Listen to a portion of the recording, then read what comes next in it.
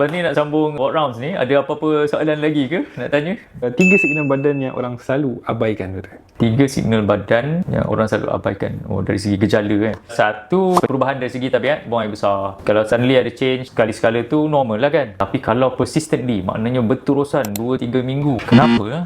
Sekarang ni berak 3 kali sehari, dulu selalu sekali sehari kan. Jangan abaikan, mungkin dapatkan nasihat dengan lebih cepat. Keduanya, kalau you rasa badan rasa penat yang macam tak masuk akal, tired all the time lah, tak buat exercise sangat pun, tidur pun cukup, makan pun rasa cukup, tapi rasa penat yang macam ekstra, ni mungkin juga petanda yang kita jangan ambil remeh. Don't take it lightly. Number 3, kalau kita hilang berat badan lah, unexplained weight loss, rasa berat badan jatuh dengan banyak tanpa usaha yang kuat sangat pun. For example, tak adalah exercise lebih, ataupun you're not really doing any diet regime apa-apa ke yang baru, intermittent fasting ke, tak actively trying to lose weight, tapi you hilang berat badan, tak boleh nak explain. Yes, sometimes you also need to be mindful, takut ada masalah thyroid ke, kan boleh juga. Tapi of course cancer is always selalu ada lah dalam list tu, nak make sure lah kita tak ada cancer.